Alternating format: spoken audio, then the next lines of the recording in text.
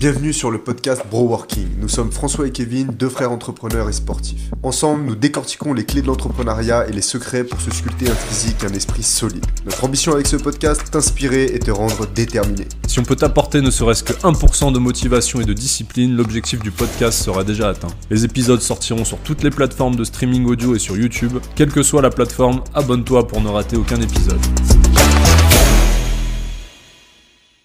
Bonjour à tous, bonjour Kevin, comment vas-tu? Salut François, bonjour à tous. Écoute, je vais très bien et toi?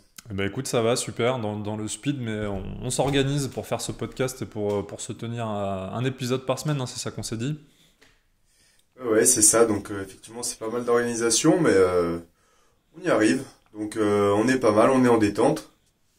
Et on va pouvoir entamer. Il me semblait que tu avais un sujet à aborder. Écoute, ouais, du coup, je te propose qu'on ouvre le podcast avec le sujet de l'haltérophilie, puisque cette semaine, tu m'as fait découvrir cette discipline, enfin plus précisément le week-end dernier, et c'est une discipline que je connaissais pas du tout. Et du coup, j'aimerais que tu m'en parles un petit peu. Voilà, ce que je suis venu voir avec toi, en fait, c'était les championnats de France. C'était les championnats de France, hein, c'est ça? Alors c'était les championnats nationaux par équipe, donc féminine et mixte. Alors l'haltérophilie, qu'est-ce que c'est en quelques mots? Donc c'est une discipline de force, une discipline olympique. Donc typiquement, on peut voir progresser les athlètes de cette discipline au JO. Et donc voilà, donc c'est une discipline à catégorie de poids où les athlètes vont soulever des charges au-dessus de leur tête. Donc c'est une barre olympique, donc de 20 kg, sur laquelle on rajoute une charge additionnelle, donc des disques. Et le but de cette discipline, voilà, c'est comme je dis, c'est de mettre une charge au-dessus de la tête. Et donc tu as pu voir ce week-end la dimension de force de cette discipline. Et vas-y, dis-moi ce que tu en as pensé d'ailleurs. Ah, c'est impressionnant. Déjà, donc là, en l'occurrence, je crois que le poids le plus lourd qui a été soulevé, c'était quoi? Donc, si je dis pas de bêtises, c'était de l'arraché. Comment t'appelles ça? Arraché, épaulé? Je connais pas les termes. Alors, il y a les deux mouvements olympiques. Donc, il y a deux moyens, du coup, pour finir de soulever la charge au-dessus de sa tête. Les deux moyens sont, soit on peut l'arracher, on peut la mettre au-dessus de sa tête en un seul mouvement. Donc, c'est le mouvement de l'arracher. Et l'autre moyen de mettre la charge au-dessus de sa tête, c'est donc le deuxième mouvement, l'épaulé jeté. Lors des compétitions, chaque athlète est évalué sur ces deux mouvements.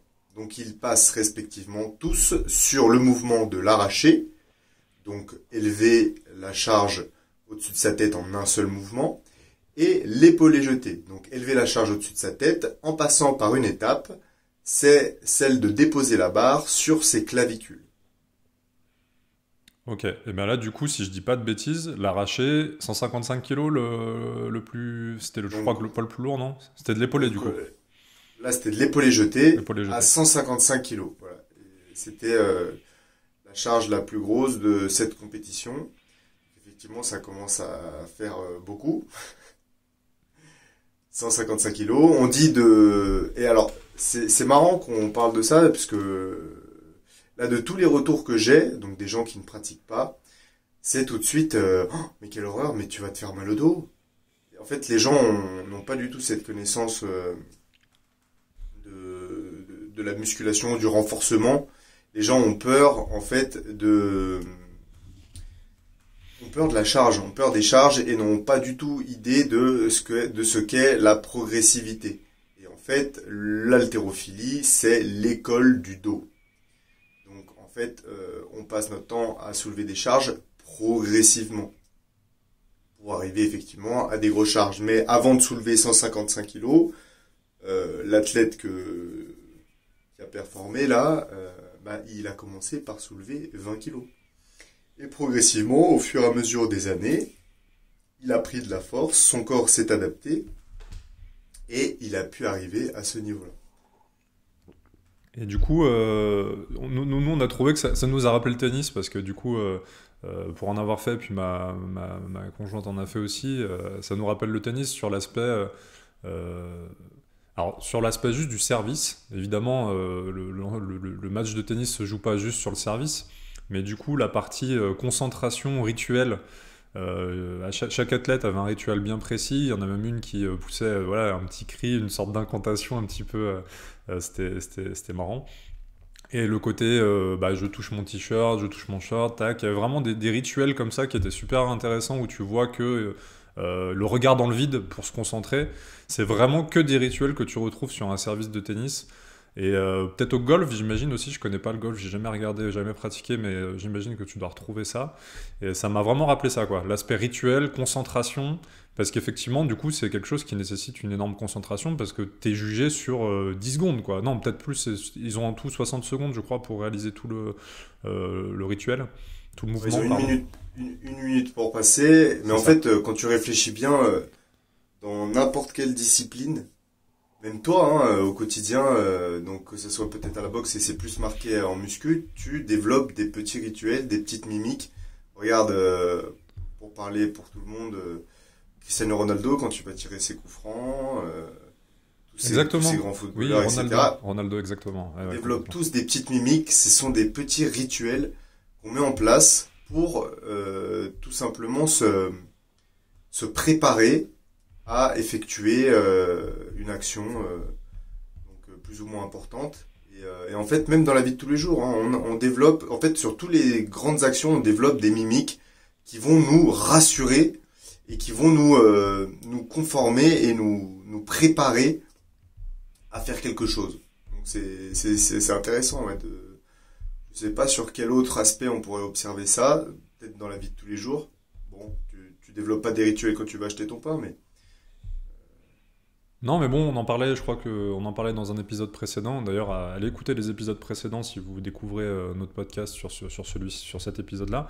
On parlait sur un épisode précédent de la routine, de la discipline, tu sais, du fait voilà, d'avoir des grosses routines, des grosses disciplines. Et du coup, bah, de temps en temps, tu deviens un petit peu psychorigide, mais à force d'avoir des routines et des rituels, etc., bah, finalement, tu peux te concentrer uniquement sur la tâche la plus importante, qu'elle soit créative ou autre. Donc ça revient un petit peu au même, je trouve. Tu vois, le matin, tu te lèves un peu à la même heure tout le temps, tu as un peu le même rituel de petit déjeuner, habillage, etc., etc. Finalement, ça devient un rituel. Et après, quand tu arrives devant ton ordi ou peu importe ton boulot pour bosser, bah, finalement, tu as une espèce quand même de rituel, je pense. voilà, en préparation physique, on parle d'automatisation des gestes. Et donc, pour perfectionner le mouvement et à proprement parler un mouvement sportif, on va l'automatiser, histoire que ça soit automatique et que ça passe et que ça soit le plus fluide possible. Tu retrouves ça par exemple en boxe aussi avec les enchaînements. Tu vas répéter des enchaînements, tu vas les répéter de façon à ce que ça devienne automatiquement presque un réflexe. Donc c'est ça qu'on fait en fait. On se prépare. C'est de la concentration. Tu l'as dit tout à l'heure, c'est de la concentration. Et c'est super important de développer ses propres rituels. Il faut que ça vienne en fait, il faut que ça vienne de nous-mêmes. Ce sont des choses qu'on peut copier, on peut s'inspirer, mais vu que c'est ton corps, c'est tes gestes. Là, on parlait de l'haltéro, donc je reviens sur l'haltéro. Effectivement, chaque athlète a ses petits trucs. Et tu regardes chez les débutants, en tout cas moi je l'observe chez moi et ma compagne aussi, nous pratiquons l'haltéro et c'est que on a été débutant, là on est plutôt dans une phase intermédiaire, mais au début on cherchait nos repères, on cherchait à se créer nos propres rituels. Et bon, quand tu débutes une discipline, il y a forcément énormément de paramètres à prendre en compte. Et donc, c'était pas le premier à étudier, c'était pas le premier sur lequel il fallait s'appuyer. Donc, d'abord, on apprenait la technique, etc. Et là, on est vraiment dans la phase où on commence à ritualiser. On commence à apprendre nos propres repères, à faire nos mimiques. Euh, et en fait, sur tous les domaines de la vie, tu retrouves cette recherche d'automatisation. En tout cas, quand tu cherches la discipline. Parce que forcément, la discipline, moi je vois ça comme quelque chose de répétitif. Bah oui, c'est répétitif parce que voilà, ça doit être tenu sur le long terme. Et donc, pour qu'une discipline, et on revient à l'adhérence d'une discipline, l'importance que la discipline soit adhérente et qu'elle soit répétitive et qu'elle soit tenue, enfin, et qu'il soit possible de la tenir sur le long terme. C'est ça l'importance. Et donc voilà pourquoi il faut ritualiser, que ce soit dans le sport ou dans la vie de tous les jours. Voilà, comme tu disais, se lever tous les matins à la même heure. Et on retrouve encore ça, donc là je digresse sur la physiologie, on retrouve encore ça dans les hormones. Le corps est une machine exceptionnelle, et donc la base de nos réactions, la base de nos émotions et de notre comportement, il est de notre système physiologique, de nos hormones. On est dirigé par nos hormones. Et à l'école, on nous apprenait que pour avoir un système hormonal qui tourne efficacement, il fallait, pour être optimisé à fond, il fallait se lever tous les jours à la même heure et se coucher tous les jours à la même heure. Il n'y avait pas forcément d'heures de conseiller ou quoi, mais en tout cas, il fallait avoir un cycle régulier et le plus possible, histoire que le système hormonal se cale et se répète. Donc, d'où l'importance, et en fait, au final, le symbole plutôt sain, qui est de la répétition et des rituels. Comme tu disais, ça peut paraître un petit peu psychorigide, ça peut paraître un peu péjoratif, ces petits rituels, puis quand t'es pas préparé, tu sais, tu en ris un petit peu, tu trouves ça un peu, c'est amusant, mais en fait c'est super important et ça fait partie de toutes les disciplines et notamment la discipline la plus importante, qu'est la vie. Voilà. Pendant que tu parlais, j'étais en train de réfléchir à est-ce que j'avais des rituels en boxe. C'est tout bête, tu vois, mais à chaque fois que j'arrive dans le vestiaire, je me mets à la même place. C'est des trucs tout cons, tu vois, mais je me mets à la même place. J'ai la même tenue pour... tu vois, j'ai 3 entraînements par semaine actuellement. J'en ai un le lundi, un le mercredi et un le jeudi, c'est l'entraînement compétition. À chaque fois, j'ai une tenue pour chaque entraînement. C'est con, hein, mais du coup... Et puis après, en rentrant de l'entraînement, j'ai le rituel... tu sais, le rituel aussi de... Bah forcément, tu vas étendre tes affaires, etc. Mais à chaque fois, les trucs sont vachement ordonnés. Et après, je pense que sur les athlètes de haut niveau, le rituel au niveau de la boxe, il est dans le vestiaire déjà. Je pense que chacun a un peu ses habitudes. T'en as qui vont écouter de la musique, t'en as qui vont se mettre dans un coin pour méditer un peu, t'en as qui vont au contraire faire du gros échauffement, etc.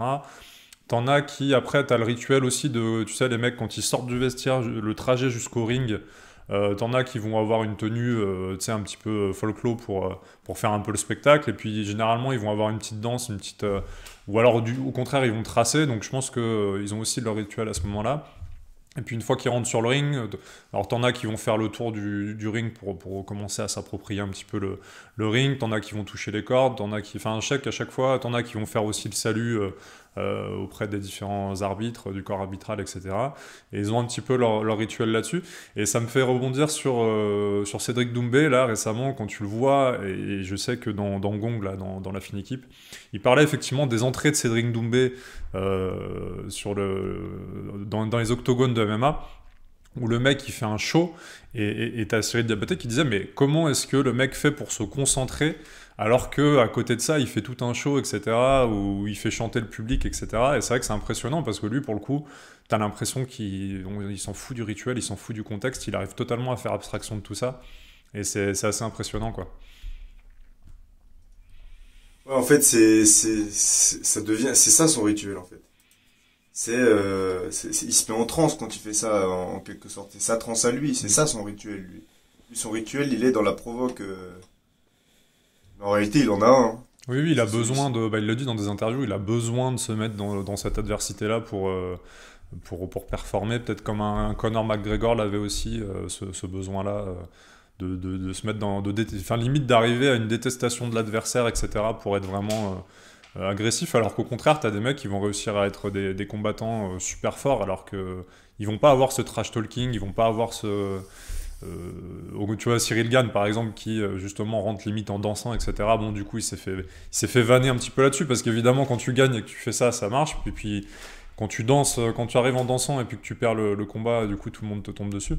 Mais c'est marrant de voir les deux approches, quoi. T'as le mec qui a besoin de détester son adversaire et puis t'as celui qui, au contraire, dans un truc un peu plus je suis là pour jouer, je suis là pour prendre du plaisir et je m'en fous, j'ai pas besoin de faire trash talking, quoi. C'est marrant de voir les deux orientations. Du coup, on peut faire un parallèle à la vie de tous les jours donc que ce soit sur le travail, dans le business ou dans le sport, dans ton sport, il est important d'avoir des rituels pour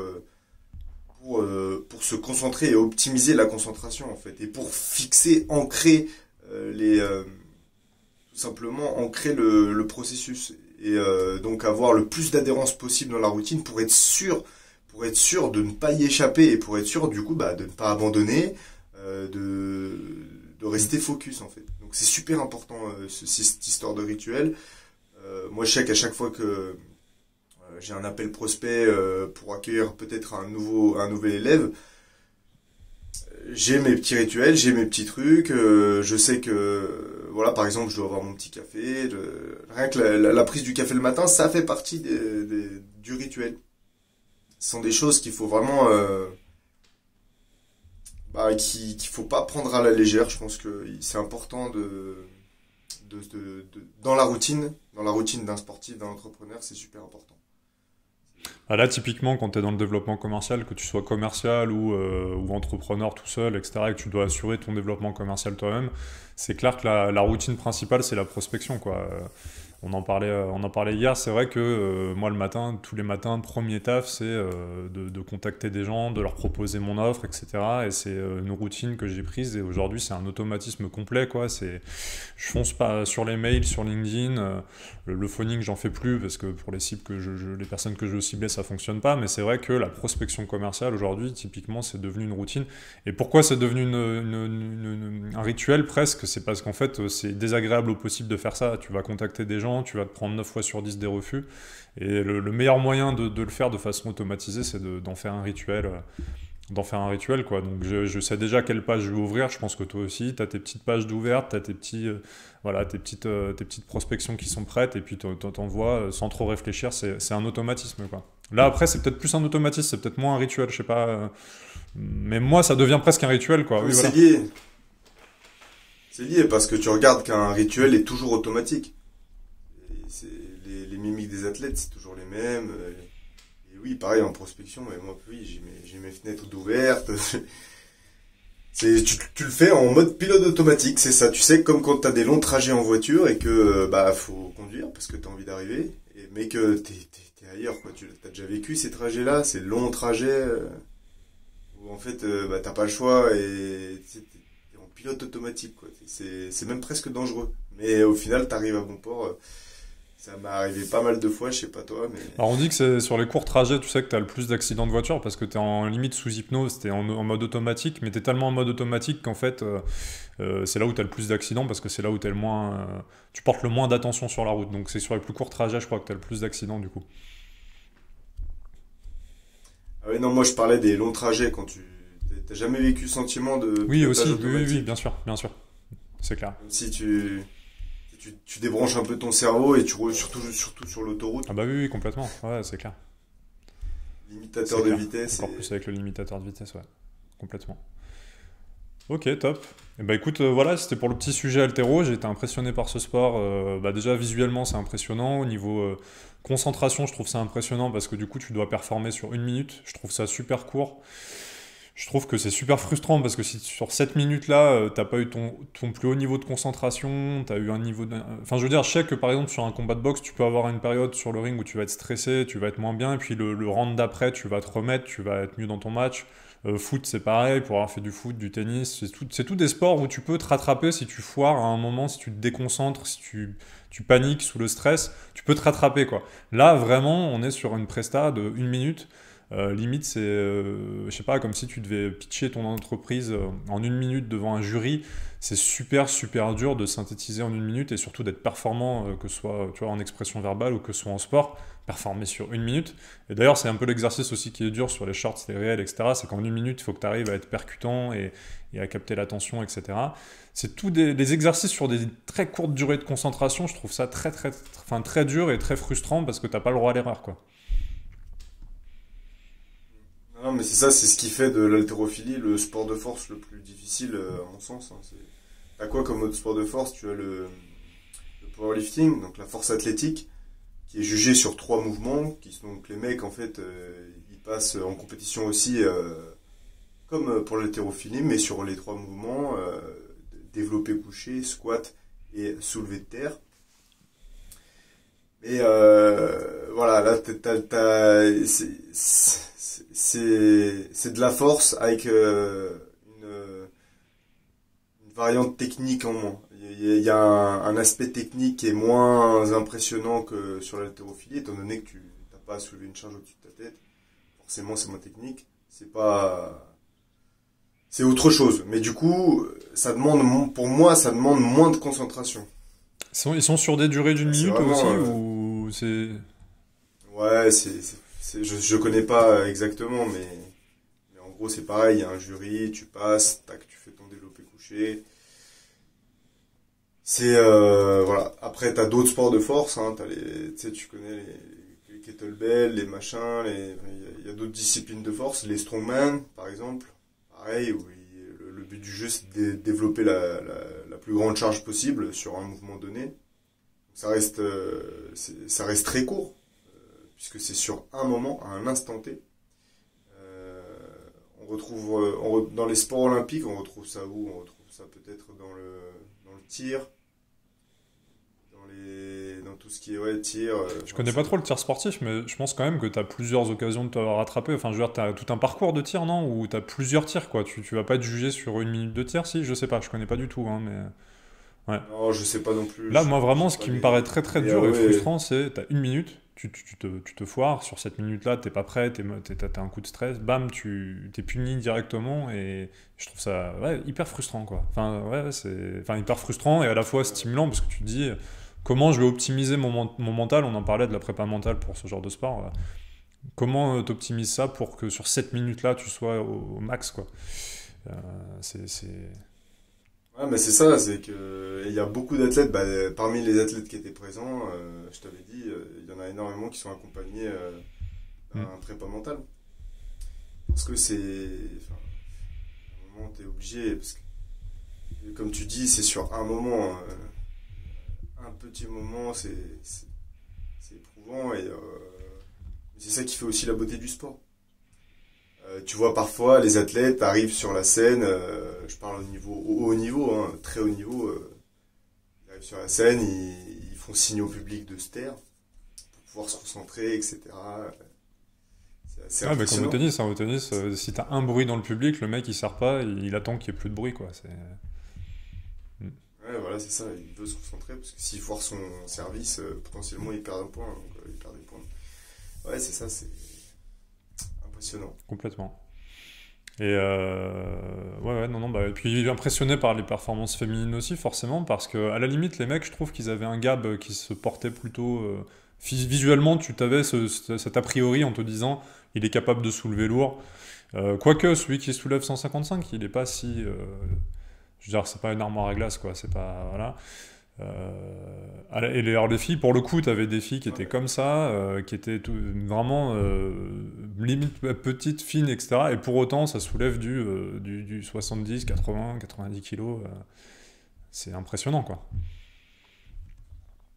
Donc là, c'est bien parce que on voit vraiment ce qu'est la force. Donc, c'est-à-dire, la force, c'est exploiter tout son potentiel musculaire sur un mouvement donné. Voilà. Donc tu es fort quand est-ce qu'on est fort? On est fort quand on exploite tous nos muscles. Voilà. Pour synthétiser, hein, pour faire un gros résumé de la force, t'es fort quand tu arrives à utiliser tous tes muscles sur un mouvement donné. Et là, en l'occurrence, tu vois, les petites nénettes qui étaient toutes petites, toutes fines, elles avaient leur potentiel musculaire. Eh bien, elles arrivaient à synchroniser et donc à utiliser tous leurs muscles en même temps sur un mouvement donné. Et le mouvement de l'haltéro, donc le mouvement de l'arraché ou de l'épaulé jeté, c'est un mouvement qui comporte plusieurs phases motrices. Donc, c'est super compliqué. C'est des années, des heures et des heures par semaine d'entraînement. C'est impressionnant. C'est vraiment impressionnant et j'ai pas l'impression que ça soit trop valorisé en France. C'est dommage. Il y a très peu de clubs d'haltéro. C'est un sport olympique ou pas, l'haltéro? Ouais, c'est un sport olympique. Ouais. Ok. Sport olympique, donc tu verras au JO à Paris. Très bien. À côté de la Seine, avec les nageurs dans la Seine, à côté Voilà. des vélos, des vélib immergés dans l'eau. Ouais. Non, mais ils vont faire un effort, je crois, là, pour les JO, ils vont virer tout le monde, d'ailleurs, ils vont faire place Ouais, nette. ouais, place nette dans la Seine. Franchement, je me baignerais pas dans la Seine, hein. Même si j'étais athlète, là, je pense que c'est un coup à choper des saloperies, là. Ouais, je sais pas. Bah, apparemment, elle est plus propre que... Mais c'est comme la Saône ou le Rhône à Lyon, c'est plus propre qu'il y a des centaines d'années, parce que, bon, bah, il y a plus personne qui jette les excréments dedans, les ordures, en principe, elles sont pas dedans. Il y a peut-être les usines chimiques, peut-être les trucs C'est qui peut-être plus déversent des chimique, machins. oui, alors qu'avant, c'était Ah, moins chimique. apparemment, c'est pas Ouais, si sale que ça, hein. je suis dubitatif là-dessus. Bah, non, mais je me baignerai pas non plus dedans, mais c'est vrai que... Non, non, en tout cas, belle découverte, Voilà. l'haltéro. Ouais. Merci de m'avoir fait découvrir ça, c'était hyper intéressant. Écoute, pas de souci, moi ça m'a fait plaisir que tu viennes, que tu puisses... puis pourquoi pas un jour tester? Est-ce que moi qui fais un 98, est-ce que j'ai un gab optimisé pour l'haltéro? Est-ce qu'il y a un gab optimisé pour l'haltéro selon toi? Oui, mais tous les petits... faut avoir plus t'as des petits segments, mieux c'est. Donc, non, effectivement, t'as pas le profil parfait. Mais en réalité, là, si tu regardes de façon empirique, on voit que il y a des athlètes qui sont grands et qui arrivent à performer à très haut niveau. Je veux dire, l'homme le plus fort du monde, euh, Lachat, Lachat, c'est un Géorgien et lui, il est très grand. Tu vois, je crois qu'il fait ta taille, il fait un 1,90 et des poussières. Et, euh, et voilà, et le mec, il arrache, je sais pas ce qu'il arrache, mais je crois il arrache 200 kilos et quelques, un truc comme ça. Propre. Donc, oui, non, non, tu viendras tester, faut voir après. Faut Non, bouger mais avec la barre. au moins apprendre le mouvement, même sur des barres pas hyper lourdes. Juste pour le mouvement, pour voir justement encore plus, je pense que quand tu t'apprends en plus, tu te rends davantage compte de la difficulté technique aussi et de la prouesse technique des athlètes qui soulèvent 155 ou... Et de toute façon, ça peut être que bénéfique, ouais, ouais, ça peut être que bénéfique pour la force, parce que, et donc ça peut être bénéfique dans ton sport, donc il y a la boxe, pour que tu prennes de la force. Pourquoi? Parce que, pour que tu prennes même du punch. Euh, donc effectivement, il y a la technique de punch à travailler, etc. Mais ensuite, la base de toutes les qualités physiques, c'est la force. Si t'es pas fort, tu peux pas exploiter ton potentiel d'endurance, tu peux pas exploiter ton potentiel de vitesse, donc, à la base de toutes les qualités physiques, on retrouve la force. Donc, pratiquer une discipline de force en assistance dans un sport de combat, et on retrouve pas mal de pratiquants de sport de combat au club d'haltéro, hein. Des boxeurs, des lutteurs, parce que c'est la base de toutes les qualités physiques, la force. Donc, fais de la force, et tu seras plus fort dans ton sport. En gros, c'est ça. Même au pôle d'entraînement en haut niveau, hein, les athlètes, les lutteurs, ils leur font faire des mouvements d'haltérophilie, alors pas forcément des mouvements complets, mais on retrouve des mouvements explosifs avec de la charge, et ça c'est très bon pour développer la qualité de la force et les autres qualités. Tiens, d'ailleurs, transition vers le même... Enfin, ça fait le lien vers un autre sujet qui est ce que tu m'as envoyé cette semaine ou la semaine dernière, un article de blog avec effectivement qui parlait des conditions physiques requises pour faire une compétition de boxe, enfin faire un premier combat en amateur. Et je pense que ça peut être un sujet intéressant. Donc si je me souviens bien, donc il y avait effectivement, donc le mec disait déjà de façon assez catégorique qu'effectivement c'était surtout de la condition physique et effectivement c'est la base quoi. C'est clair que si t'as pas la condition physique pour faire, alors moi en pied-point c'était quoi? C'était 3 fois 3 minutes si je dis pas de conneries. 3 fois 3 minutes en cardio haute intensité avec en plus le stress de se prendre des coups. Donc ça te fait, voilà, au niveau cardio déjà c'est costaud. Donc je suis d'accord 100% que la base elle est physique, enfin à mon avis effectivement t'as peut-être, là où je lui donne raison c'est que t'as 7-8 combats sur 10 en amateur je pense, qui effectivement se jouent sur le physique parce que t'en as un qui finit pas le troisième round et qui finit par être mort. Et du coup, c'était quoi la stat il disait qu'effectivement, il fallait être capable de tenir, c'était quoi, 30 minutes en corde à sauter, c'est ça? Alors, il donnait 30 minutes en corde à sauter, 15 minutes Ok. en sac, un travail au sac, de 15 Donc minutes. 15 minutes non-stop à Non-stop. taper sur le sac Non-stop. ou... Ok. 15 minutes Ok. non-stop au travail au sac. Ensuite, tu devais pouvoir donc sparer avec des boxeurs amateurs de n'importe quel club. Ok. Tu devais pouvoir tenir les sparring. Physiquement, Euh, quoi. D'être capable de finir les sparring contre n'importe quel combattant amateur. N'importe quel boxeur amateur, ouais. Voilà. Ok, d'accord. D'ailleurs, ça tombe bien parce que hier j'étais à la salle et donc on a vu un boxeur qui s'entraînait. Donc en fait, il le mettait au milieu du ring et il y avait, je crois, 5 ou 6 boxeurs autour. Ouais. Et le but du jeu, Lui, il reste sur le ring et puis les autres alternent un par un. C'est ça. Il le préparait. Donc ça va être Ok. intéressant de goûter un petit peu. Alors autant les 30 minutes, parce que du coup tu m'as posé la question, tu m'as dit est-ce que toi là actuellement tu es en condition physique, je pense que les 30 minutes de corde je les tiens. Par contre, effectivement 15 minutes non-stop sur un sac, là par contre je vais le tester au prochain entraînement parce que pour le coup, à une époque c'est sûr que j'étais capable de le faire, là maintenant il faut voir si j'ai repris le niveau là-dessus. Mais c'est ça par contre, ouais, c'est intéressant. Ouais, 15 minutes de sac, ça je veux bien le croire. Ça, c'est clair que c'est important, quoi. Et après, être capable de, ouais, contre tout boxeur amateur. Après, c'est compliqué de se dire d'être capable de tenir contre tout boxeur amateur, parce que tu as des boxeurs amateurs qui ont fait 20 ans de salle. Alors justement, il disait sauf boxeur amateur de plus de 100 combats. Donc voilà, il mettait une petite limite quand même à ce prérequis-là. Mais dans son ensemble, moi, en tant que coach sportif, je me dis que ça se vaut. Donc toi, tu me dis que ouais aussi. Faudrait voir ensuite. Ouais, ouais, complètement. Faudrait voir. Après, lui, il était trop catégorique parce qu'il disait qu'il n'y avait que ça, quoi. Je crois qu'il disait, je sais plus, il dit une phrase à un moment où il dit que ça se joue que là-dessus. Clairement, les combats que j'ai perdus, je te disais, je les ai pas perdus sur le physique, quoi. Clairement, il y en a un où je tombais sur un fighter MMA, du coup, qui bougeait beaucoup et j'ai pas réussi à le cadrer. Bref, j'ai pas été bon là-dessus, j'arrivais pas à le cadrer, donc j'arrivais pas à le toucher. Et lui, il faisait du in and out, tu sais, et voilà, il rentrait, il sortait, il rentrait, il sortait, j'arrivais pas à le toucher. Et puis il y en a un où je perds sur les règles, parce que je saisissais la jambe du mec, puisque moi j'étais plutôt au profil box taille, et là c'était des règles de kickboxing, donc t'avais pas le droit de saisir la jambe du mec. Donc typiquement, bien connaître les règles, notamment au pied-point, bon, ça a l'air tout con à dire, mais et bien connaître les règles et surtout s'entraîner avec les bonnes règles, parce que typiquement, si tu t'entraînes en boxe taille et que tu vas faire à la fin un combat de kickboxing, ce qui arrive souvent en fait, parce que si tu veux faire un maximum de combats dans ton année, bah, tu vas être amené à faire des combats dans plusieurs disciplines différentes. Tu vois, typiquement là, dans le club où je suis, t'en as un qui est fighter MMA et il va quand même faire une compète d'anglaise Mhm. pour pouvoir, bah voilà, pour prendre de l'expérience et prendre des skills, etc.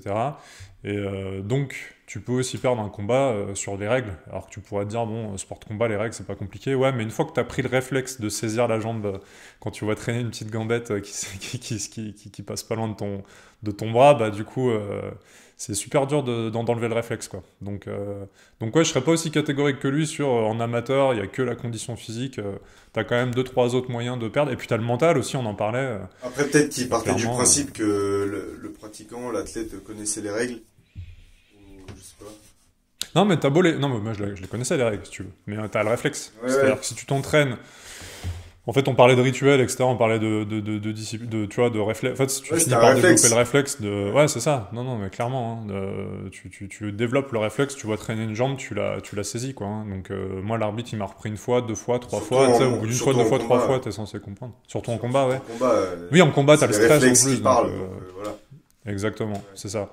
Tu vas pas te mettre à changer d'état d'esprit en plein combat. Donc oui, bien s'entraîner dans les règles du sport, même si tu vas faire des compétitions qui sortent un peu de ta discipline, pour engranger de l'expérience, c'est quand même l'idée, c'est de bien t'entraîner, au moins peut-être le mois d'avant, que dans la discipline dans laquelle Ouais. tu vas boxer, quoi. Après avoir, chaque profil sont différents, mais oui, voilà, faut faire attention à bien se préparer, ou alors être au courant, être indulgent avec soi-même, se dire, ok, oui, bon, bah là, voilà, j'y suis allé, je savais que ça pouvait poser problème, bon, ça a été le cas, Mm. bon, t'as eu une expérience en Puis- kick, Ah oui, clairement, non, non, en mais plus c'est- tu le dominais, le mec, c'est- hein, t'étais Ah au-dessus. bah oui, mais je le fumais. Clairement, voilà. j'ai la vidéo. J'ai encore la vidéo Et du non, mais voilà, du donc, combat. après, tu sais ce que tu vaux, t'en as rien à foutre. Ah non, mais clairement, Le clairement. mec gagne comme ça, quoi. C'est lui qui devrait avoir Bah le ouais, seum, il en gagne fait. parce que 4 fois je lui saisis sa jambe et 4 fois, au bout d'un moment, ça fait une pénalité. La pénalité, quand tu chopes une pénalité en sport de combat, ça te fait perdre le combat 9 fois sur 10, quoi. Ah putain, ouais. Donc voilà. Et puis t'as le mental aussi. Donc là, on parlait du coup condition physique, bien s'entraîner dans les règles de la discipline. Euh, Bah aussi savoir bien cadrer. Enfin là, après, donc c'est de La la technique, ouais. savoir cadrer un mec, voilà. Et après, bah t'as le mental aussi, c'est-à-dire que t'as la diète aussi, donc attends, oui, oui, j'ai oublié un truc, c'est que t'as la diète aussi. Donc moi j'étais à 89 kilos à l'époque, j'ai dû descendre à 86 kilos, donc la semaine d'avant, je crois que j'arrête les féculents 3 jours avant, j'arrête de boire 24 heures avant. Dans les 24 heures avant, je suis toujours pas au poids en arrêtant de boire, donc j'ai dû faire de la corde, donc ah ouais, je me suis fumé physiquement d'ailleurs. C'était pas du tout une bonne prépa, hein, du coup. Ça aussi, c'était une très bonne expérience parce que j'ai vu aussi la limite de pas avoir de connaissances sur la prépa physique, sur la diète, etc. Bah, le fait d'avoir zéro connaissance, j'ai fait n'importe quoi. Donc oui, les 24 heures avant, je me suis retrouvé 23 heures le soir, la veille, à faire de la corde en kawaii pour transpirer, perdre de l'eau et perdre du poids. Et ouais, non, mais des trucs. Et puis du coup, à pas boire, donc t'arrives, t'es déshydraté. Donc évidemment, le jour même, une fois que t'as fait la pesée, après tu rebois. Mais vu que t'es dans un gymnase, à attendre que ce soit ton tour, tu bouffes de la merde. Donc moi, j'avais bouffé un sandwich. Enfin, tu vois, c'était. Ouais. Je pense la pire diète que tu puisses avoir. Bien sûr, vu que j'étais en stress, j'ai fait une nuit quasi blanche avant. Donc ouais, il y a ça aussi.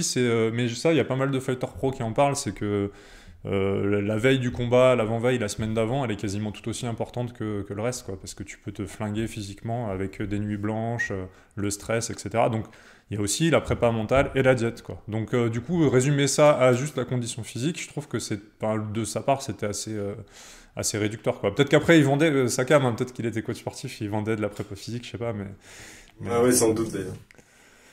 mais c'est un peu réducteur, quoi. D'ailleurs, du coup, je compte sur toi pour la diète, hein, quand j'aurai mon premier combat qui sera prévu. Je pense que. Parce que là, je suis à 96 kilos et du coup, à mon avis, je descendrai à 91 kilos T'inquiète pas, je te pour le ferai combat. pas faire de la corde sans eau depuis 24 heures. Ah putain. On va faire ça propre. Ouais. Parce que t'as des combats où la pesée est la veille. Donc la veille, ça te laisse quand même 24 heures pour récupérer, Ouais. etc. Mais t'as des compètes, pardon, des fédés où la pesée, c'est le matin même, quoi. Oui, Donc là, oui. tu peux même pas trop récupérer derrière là-dessus, quoi. En lutte, d'ailleurs, je crois que c'est comme ça. Je crois que la pesée, c'est juste avant le combat. Ouais. Ouais, ça dépend des fédés, je pense. Ouais, mais après, d'où l'importance de bien choisir sa KT aussi, je pense, hein. Bien choisir sa caté, oui. Alors après, moi, là, le fait, si tu veux, le problème, c'est que j'ai quoi comme choix? C'est soit je descends à 91 kilos, soit je reste à 96, je monte à 98, 99, 100 kilos, et je peux tomber sur un mec qui fait 120 kilos. Donc, après, c'est une stratégie différente, parce que si je tombe sur un mec de 120 kilos, je le fais courir, je me mets vraiment à distance, parce qu'à mon avis, le mec... Alors, soit je tombe sur un mec de ma taille et qui fait 120 kilos, là, je pense que voilà, là, ça devient compliqué. Soit je tombe effectivement plutôt sur un profil un peu frigo, un peu Baptiste Marchais, frigo Darty. Et là, du coup, il faut le faire courir, le mec, faut... Voilà, mais bon, tu te prends une droite mal que t'as pas anticipé, ça peut finir en chaos, quoi. Poids lourd, ça pardonne pas après. Ouais. Donc je trouve ça quand même plus intéressant, en plus de faire l'effort de diète, c'est aussi un travail intéressant, je trouve, de savoir maîtriser son poids, etc. Je trouve ça intéressant de bosser avec toi sur perdre 5 kilos et de tomber sur un mec de 91. Et en plus, s'il a pesé la veille, je peux quand même reprendre 1 ou 2 kilos. Je sais pas, tu me diras ce qui est le plus judicieux de faire, mais je peux aussi reprendre 1 ou 2 kilos en 24 heures.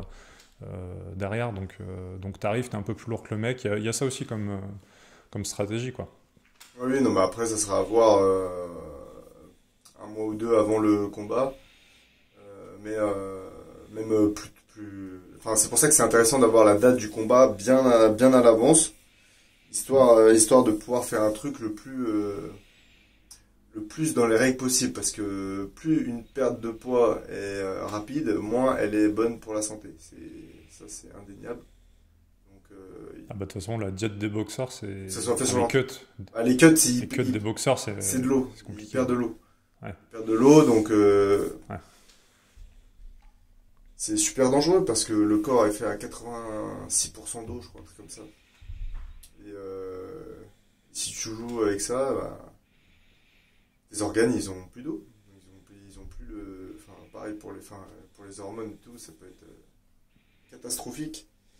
Donc, ouais, c'est vraiment pas optimal, surtout si tu évolues en amateur. Après, on verra, hein. Peut-être qu'on va te donner une date comme ça, à la volée. Allez, c'est dans 2 semaines, François. On devra faire avec. Bah, je pense qu'il y aura un interclub d'abord, donc ça, à mon avis, ça s'organise 1 mois, 2 mois à l'avance.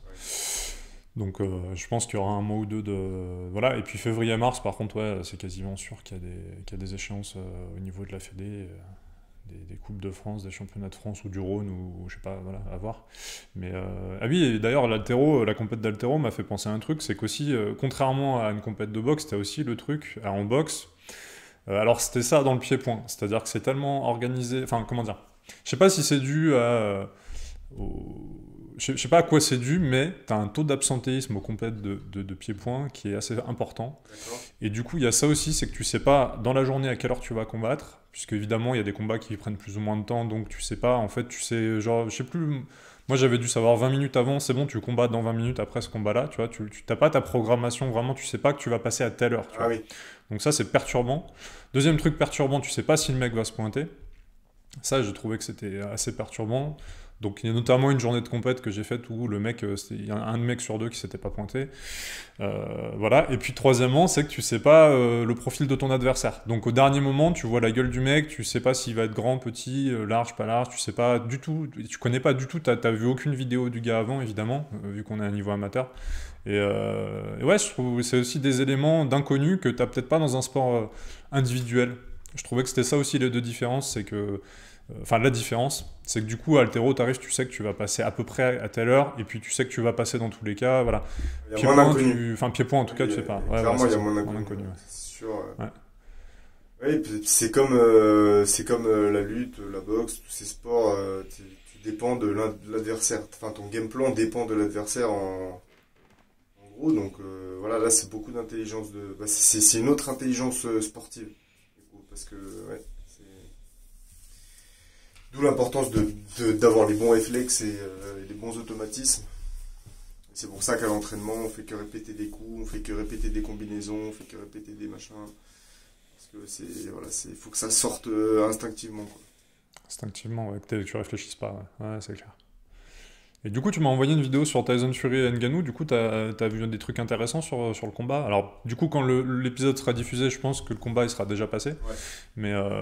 Mais là, on est donc avant le combat Fury-Ngannou, et t'as vu des trucs intéressants passer sur... Ah ouais, là sur justement, l'analyste que je suivais, j'ai trouvé assez pro, concis, je sais plus, il est intervenant, c'est un ancien boxeur amateur, il a coaché des boxeurs au JO, etc., des athlètes olympiques. Lui, il parlait de la boxe de Fury. Enfin, il disait que Fury allait plier Ngannou parce qu'il a beaucoup plus d'expérience dans le milieu de la boxe en matière de tout en fait, gestion du stress, gestion du combat, gestion de l'adversaire.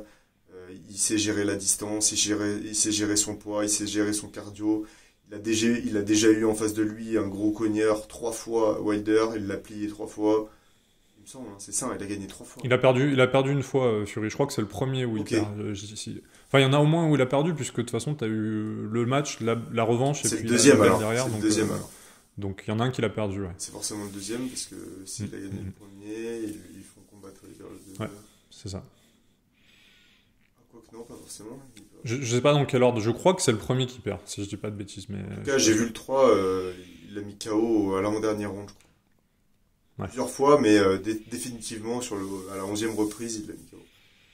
Bah, le problème, c'est que Wilder, techniquement, c'est limité, quoi. C'est gauche-droite, Ouais. c'est gauche-droite, crochet, gauche-droite, gauche-droite, gauche-droite, gauche-droite, crochet, et il y a un moment où ça passe et ça met KO, mais... Ngannou, c'est pareil alors. Ouais, ah ouais, non, mais clairement. Pire même, hein. Ah oui, non, mais c'est sûr. Ah oui, Pire oui, même. Ah bah, Parce qu'il a même pas l'expérience de Wilder la boxe. boxe 10 fois mieux que Ngannou. Ouais, bien sûr. J'espère quand même. Ouais, bien sûr. Mais ouais, donc il disait que la seule façon qu'Ngannou pouvait remporter la victoire, c'était qu'il finisse tôt le combat. Donc en gros, qu'il mette KO Fury vite. Le problème, c'est que bah, déjà, il va falloir le toucher, le Fury. Je crois qu'il a plus d'allonge. Fury a une plus grande allonge que Ngannou. Ah putain, j'aurais dit l'inverse. Ah bah tu vois, j'aurais dit complètement Il l'inverse. est vachement grand Fury en fait, hein. Ok. Il a des longs bras. Et en fait, ouais, donc ça va être intéressant de voir ce combat, mais ça va être une formalité pour Fury pour moi. Et d'après ce que disait l'analyste, c'était ça, hein. Après, tu te demandes toujours dans ces combats pour le show, est-ce que ils se disent pas aussi que bah, là, l'objectif c'est qu'aucun des deux se mette KO, comme ça fait durer un peu le combat, ça fait durer le show aussi, tu vois, parce que typiquement McGregor, Mayweather. Mayweather, j'ai du mal à croire que le combat va jusqu'aux 12 rounds, etc. quoi. J'ai quand même l'impression. Après, si je dis pas de conneries, Mayweather, c'est pas du genre à mettre, voilà, à mettre des gros KO non plus, mais si je dis pas de bêtises, hein, je suis pas non plus un expert de la boxe anglaise en termes de. Je pratique, mais je suis pas le truc assidûment, l'actualité. Mais dans quelle mesure est-ce que aussi tu fais pas un peu durer le show pour. Voilà, parce que si, par exemple, si Fury met KO Ngannou en 1 minute, je sais pas. Je sais pas. Ah, il a un bon menton quand même, Ngannou. Je pense pas il va se faire mettre KO aussi facilement. Et je pense. C'est vrai qu'il a un menton sympa, ouais. Il a un coup de bœuf aussi, là, c'est. Non, mais ouais, je pense que oui, oui, pour le spectacle, oui, ça reste un show, donc il y a ces paramètres-là aussi à prendre en compte dans le combat. Moi, je pense que ça va être une belle opposition de style surtout. Enfin, ouais. On va pas voir une belle boxe de Ngannou, hein. On va voir. Non. Et à savoir que quand il mouline dans l'octogone, il met des coups de poing un peu aléatoires là. Bah, forcément, ils sont décisifs quand il touche. Mais sur 10 coups de poing, il va toucher une fois et ça va tomber. Et le problème, c'est que là, quand il fait ça, il se découvre vraiment. Et Fury, lui, en fait, il fait de la boxe anglaise, c'est son sport, c'est le king dans son sport. Donc j'ai du mal à croire qu'il va laisser passer une occasion de choper le menton d'Ngannou lorsqu'il sera découvert. Et puis il a tous ces petits trucs de la discipline. Il va mettre un petit coup de coude, il va chauffer, il va faire perdre patience Ngannou comme il a fait perdre patience Wilder dans la troisième rencontre. Il y a tous ces petits vices de la discipline, propres à la discipline que t'as pas en MMA. Enfin, que t'as en MMA, mais c'est tellement plus court que oui, on peut noter Nate Diaz qui aime bien faire le show, des choses comme ça, mais c'est vrai que Bah, il faut tenir. ouais, C'est pas la ça va même. être une belle C'est pas opposition. la même discipline. Il faut tenir 12 rounds. Il faut envoyer beaucoup plus de coups de poing, beaucoup plus de débit, quoi, finalement. C'est pas du tout le même sport, quoi. Bah, je discutais avec un mec de la boxe là qui fait du MMA, enfin qui est dans mon club de boxe mais qui fait du MMA. Bon, il était peut-être un peu dans l'absolu parce qu'il disait que lui, typiquement, il fait jamais d'entraînement spécifique boxe anglaise parce qu'il trouve que ça sert à rien parce que c'est pas la même boxe que en MMA. Bon, je pense qu'il y a quand même des athlètes des athlètes de MMA qui font des entraînements spécifiques boxe anglaise, je pense. McGregor, il me semble qu'il faisait des entraînements spécifiques anglaises quand même. Euh, mais effectivement, c'est pas la même boxe, c'est pas du tout la même chose, enfin, c'est vraiment pas du tout le même sport, quoi. Donc c'est vraiment pour le show, et par contre c'est super sympa, je trouve que ça attire à chaque fois du public vers la boxe anglaise. De toute façon, la boxe anglaise là-dessus, ils sont très forts pour créer des événements qui font le show et qui ramènent du public, du pay-per-view, etc. Là-dessus, ils sont très forts. Donc pour le show, c'est intéressant, mais c'est vrai que sinon, des gens qui s'y connaissent un peu en sport de combat, voilà, ça va être marrant à regarder, mais sans grand apprentissage technique non plus, et on va pas en tirer grand-chose, quoi. Ouais, ils sont forts parce que pour l'instant, c'est le sport de combat le plus populaire dans le monde, la boxe anglaise. Bah disons que tu l'as dit dans l'épisode précédent, c'est comme tu dis un sport de salon, donc c'est-à-dire que ça se regarde quand même. C'est vrai que le MMA, tu vas pas faire voir ça à tes parents parce que t'as du coup de coude, t'as du sang partout, etc. Ouais. Boxe anglaise, ça reste plus propre. T'as le mec comme tu dis, il a ses godasses, voilà, il n'y a pas de frappe au sol, etc. T'as pas toute la partie lutte que les gens comprennent pas. Donc c'est vrai que je pense que c'est plus Plus accessible, noble. plus noble entre guillemets, ouais, plus accessible. Donc j'ai du mal à. Je pense, après, même si le MMA prend une grosse ampleur de plus en plus, je pense que quand même l'anglaise restera quand même un des sports de combat les plus regardés, les plus atypiques. Mais je sais pas toi, par contre, je trouve qu'en ce moment, alors je sais pas si tu suis un peu des mecs de la Box Time, et des Jean-Charles Skarbowski ou des Fabio Pinca, mais je vois qu'ils publient de plus en plus des trucs un petit peu, comment dire, euh, conservateur par rapport à la boxe thaï. C'est-à-dire que Jean-Charles Skarbowski, dans sa dernière vidéo, en gros, dans une dernière interview qu'il donne, tu vois, il dit ouais, non, mais le MMA, moi, voilà, moi je suis boxe thaï. Et puis de plus en plus, je sais pas, je sens qu'il y a une petite jalousie qui pointe entre différents sports de combat et puis le MMA, quoi. T'as toujours un peu ce truc de ouais, le MMA ça a du succès et pourquoi ma discipline à moi, que je pratique depuis des années, elle a pas de succès. Je sens qu'il y a une petite aigreur qui monte là-dessus. C'est marrant de voir ça, quoi. Ouais, mais j'ai l'impression que de toute façon, le MMA, il rafle tout.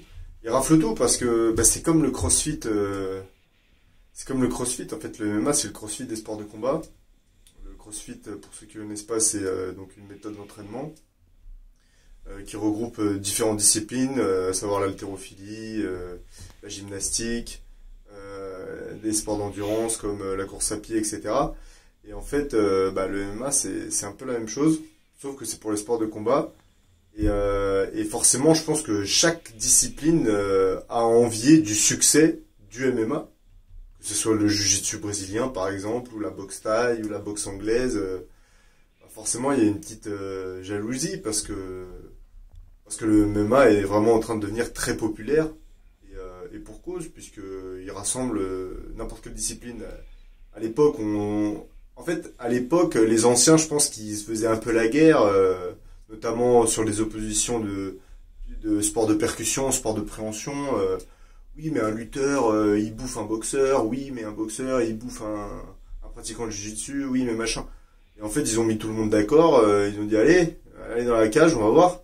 Et finalement, ils se rendent compte qu'il y a des associations de disciplines qui fonctionnent bien. Il y a typiquement un McGregor, qui est, je crois, ceinture noire de jiu-jitsu brésilien. Et qui fait de la boxe anglaise à la base.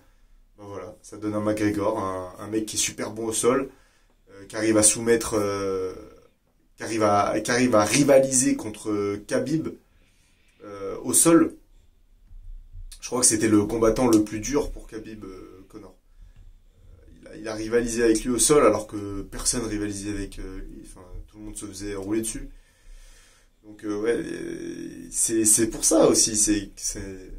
Puis c'est pour le coup, pour un public averti, effectivement, tu peux pas montrer ça à tout le monde. Pour un public averti, c'est le plus captivant en fait. Moi, je regarde, à part les gros combats de boxe anglaise, je regarde pas. Je m'intéresse depuis peu au sport de combat. Je regarde pas forcément. Je regarde surtout le MMA. Le problème des combats d'anglais, c'est qu'ils sont longs, quoi. Ça peut être très long à regarder et pour le coup. Moi de toute façon globalement les sports de combat j'aime beaucoup pratiquer mais j'aime moins regarder, tu vois.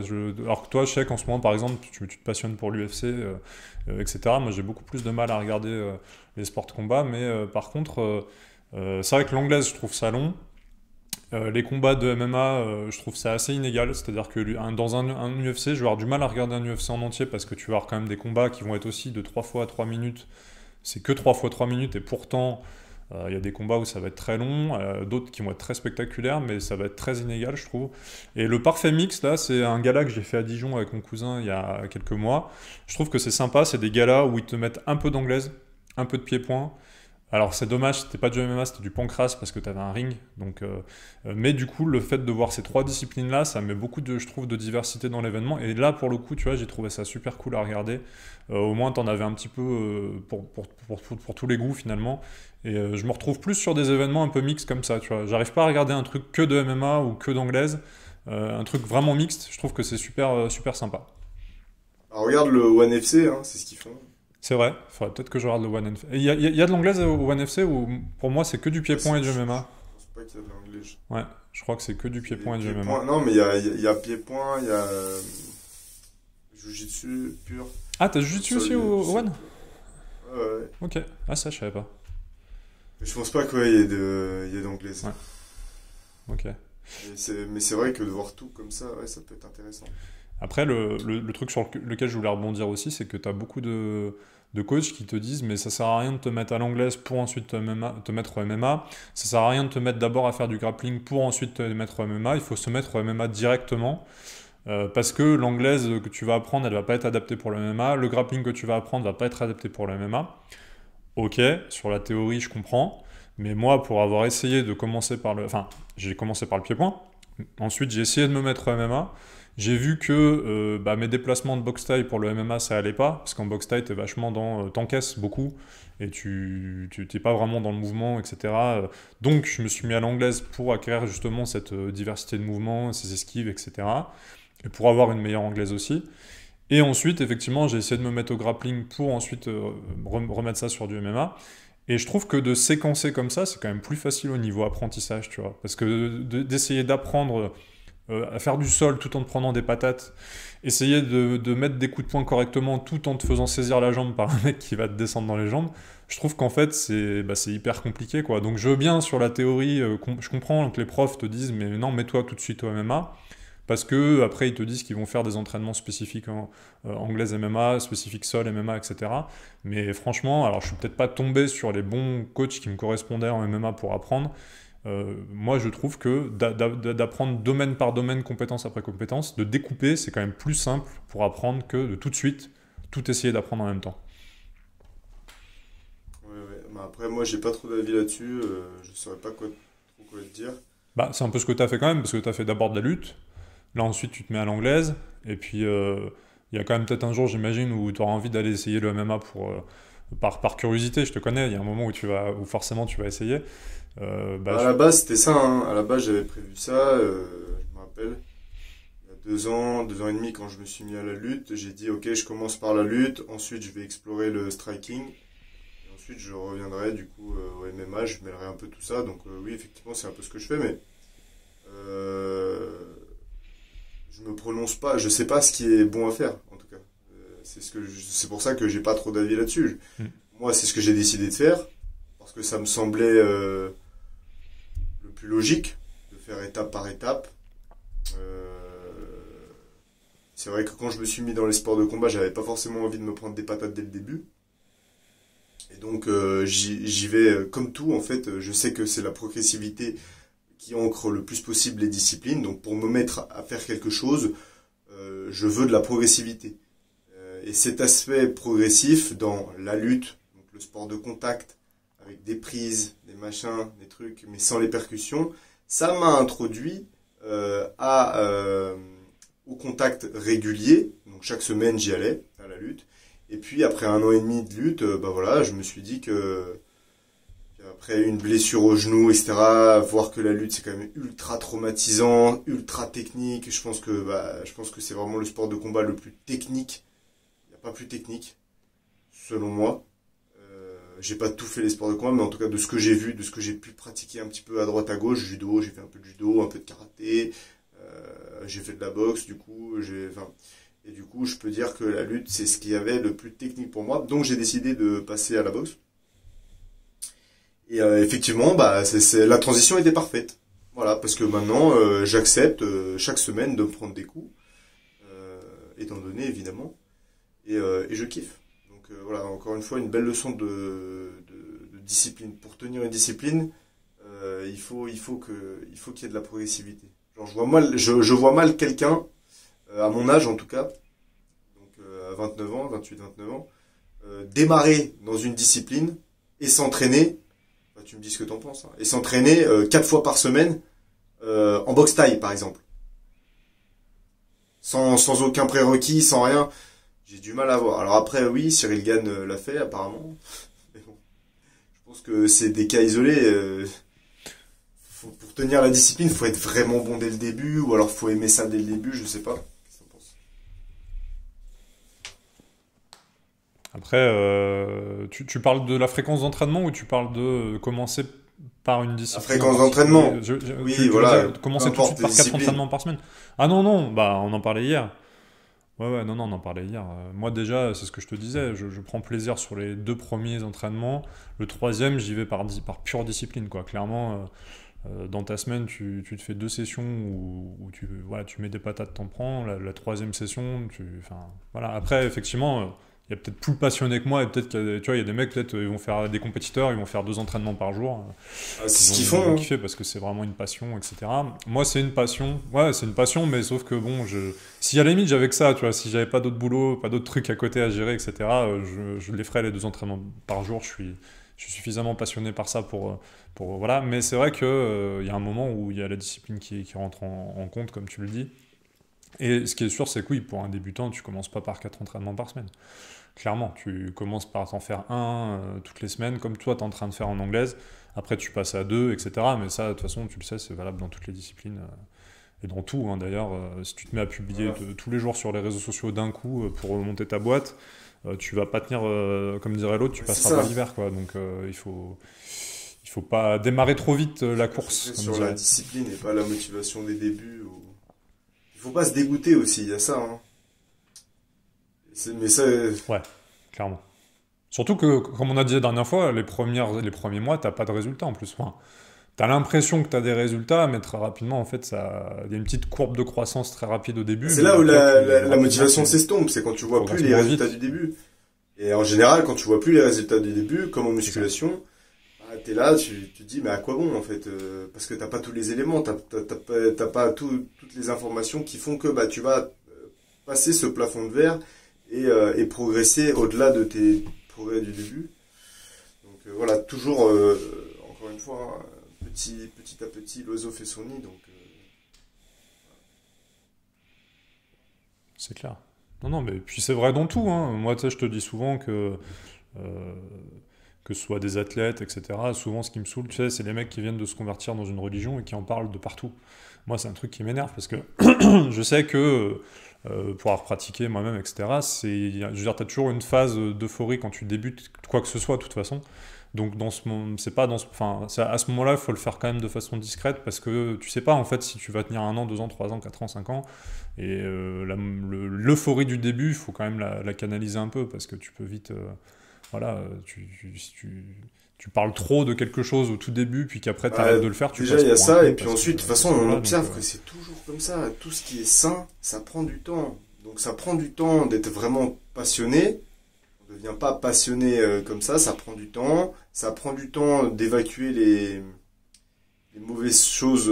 Donc typiquement, un obèse qui a accumulé un stock de graisse pendant 10 ans, son stock de graisse, s'il le perd bon, pendant 10-20 ans, s'il le perd en 3 ans, il va reprendre parce que son corps, il sera pas prêt à ce changement. Il y a toujours des exceptions. Il y a toujours des exceptions, mais c'est comme la clope. Un mec qui petit à petit s'est mis à fumer une clope par jour, 2 clopes par jour, 3 clopes, qui se retrouve 10 ans plus tard à fumer 2 paquets par jour. Ah, fatalement, le mec, s'il arrête de fumer d'un coup, il va lui arriver des bricoles. Ses hormones, son corps ne sera pas prêt. Donc tout doit être progressif dans la vie.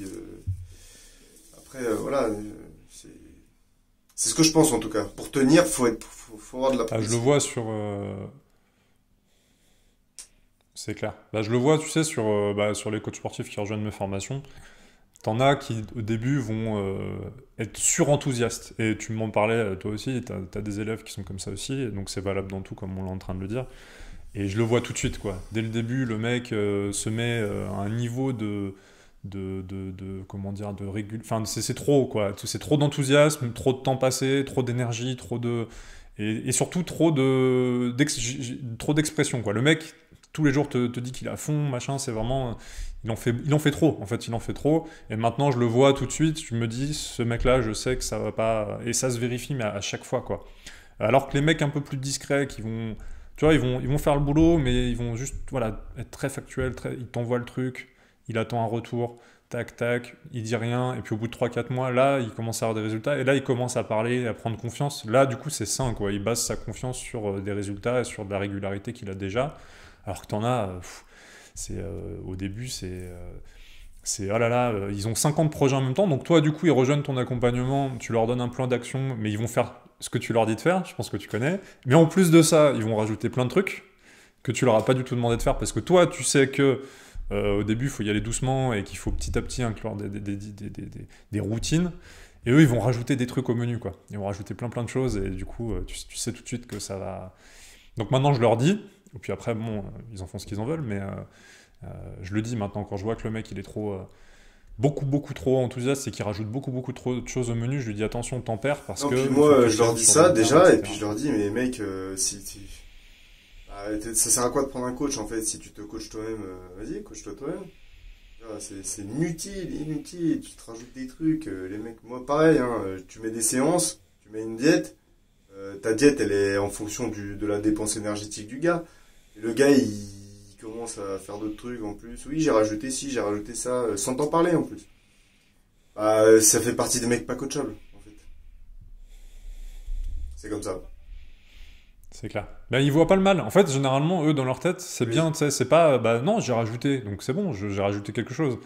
Ok, Faut mec, t'as tenir, rajouté faut quelque tenir. chose, mais pas, quand t'achètes un accompagnement, t'achètes aussi l'expérience de la personne, donc fais confiance aussi à l'expérience de la personne qui t'accompagne sur le fait qu'elle te met un rythme, et que si t'as ta programmation d'entraînement ou ton programme de formation, dans mon cas, va à un certain rythme, c'est que le rythme, il est réfléchi.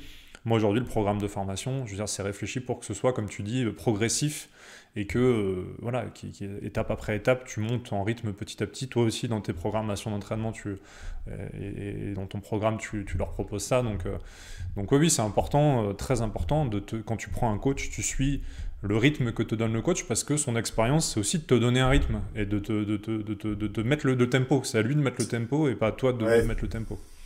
ouais, c'est ça. Dont on parlera dans un prochain podcast, puisqu'on va pouvoir développer là-dessus. Bah écoute, François, est-ce que tu as un contenu à nous proposer cette semaine? Est-ce que j'ai un contenu à te proposer cette semaine? Bah, si tu me laisses une minute pour réfléchir et que toi tu veux bien donner le tien d'abord, je suis Oui, preneur. alors j'ai pas réfléchi, j'attendais que tu proposes le tien.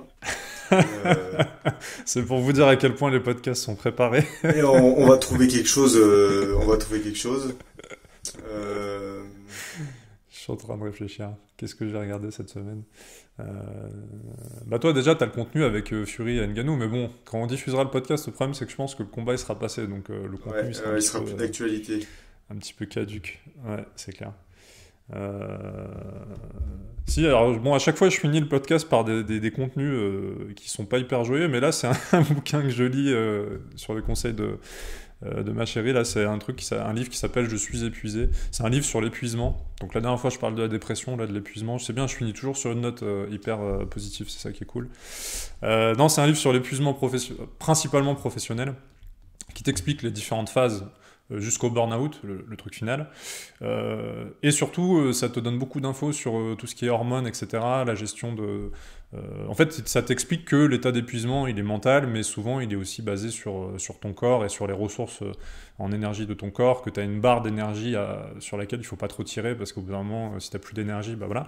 Et ça t'explique tout le fonctionnement au niveau du cerveau, ça te donne pas mal d'infos aussi au niveau de, bah voilà, de tout l'impact que la nutrition peut avoir là-dessus, donc voilà, ça, c'est des contenus qu'on aime bien généralement, voilà, tout ce qui explique le lien entre le mental et le corps et l'esprit, comme on disait.